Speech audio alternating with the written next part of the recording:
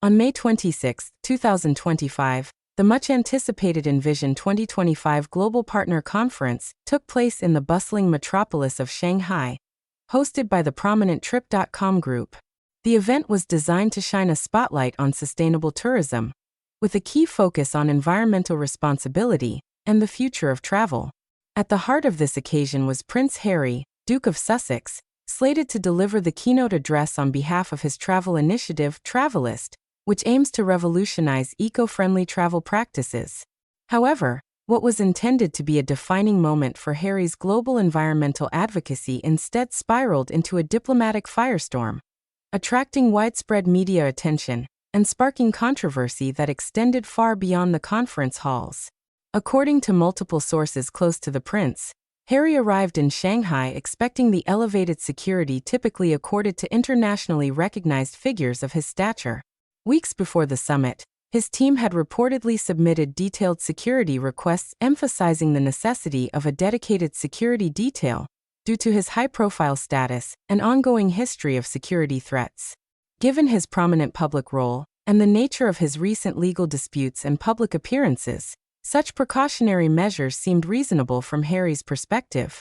Yet upon arrival, Chinese authorities, in coordination with the Trip.com group event organizers, had opted to provide only the standard security protocols applicable to all attendees.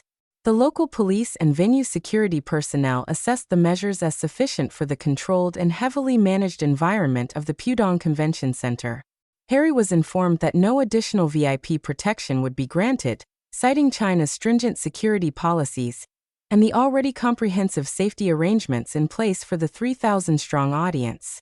This denial reportedly incensed the Duke, who felt profoundly exposed in a sprawling city of over 24 million residents, where crowd control is notoriously difficult even for seasoned officials. Insiders describe Harry's frustration boiling over into a heated confrontation with the organizers and security officials. During a tense backstage exchange, witnesses say Harry vocally expressed his indignation, accusing the hosts of neglecting his safety and disrespecting his role as the summit's keynote speaker. China's foreign ministry responded swiftly and with unusual bluntness the following day, issuing a rare public statement defending their security arrangements. The ministry emphasized that the measures implemented were comprehensive and aligned with international standards, and that requests for exceptional security had been carefully considered, but ultimately deemed unnecessary given the secure nature of the event. Furthermore, the statement described Harry's reaction as disproportionate and suggested that his demands placed an undue burden on local resources. This rare rebuke from Chinese officials, who typically maintain strict diplomatic restraint, added fuel to perceptions of Harry as demanding and entitled. Behind closed doors, officials reportedly expressed frustration at what they perceived as an attempt to dictate security terms on Chinese soil. One anonymous Chinese official remarked, "We ensured the safety of all 3,000 attendees. Singling out one individual for special treatment was neither practical nor justified." Backstage staff and attendees described Harry's outburst as a notable moment of tension. An event staff member recalled, "He was pacing back and forth, raising his voice, asking why he was being treated like a nobody. It was uncomfortable to watch."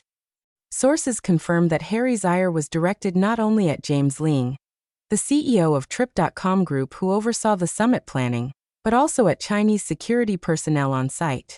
His team argued that Harry's global profile, coupled with recent security incidents, including a courtroom evacuation in the UK following a fan outburst, necessitated heightened protections. The refusal of additional VIP security, according to those close to Harry, left the prince feeling vulnerable in a high-traffic venue swarming with media and fans. One aide explained, "He wasn't asking for a private army. He wanted basic assurances that simply weren't met." The fallout from this incident has sparked a wider debate about China's approach to hosting prominent international figures.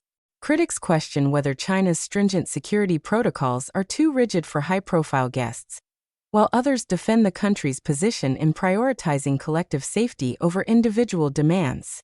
For Prince Harry, the incident has escalated an ongoing public relations crisis, threatening to overshadow his environmental advocacy efforts.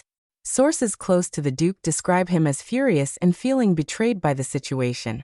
A stark contrast to the composed image he has sought to project in his work promoting sustainable tourism. In the aftermath, questions linger about how this episode will affect Harry's standing as a global advocate, and whether it will impede future opportunities for him to engage on the international stage.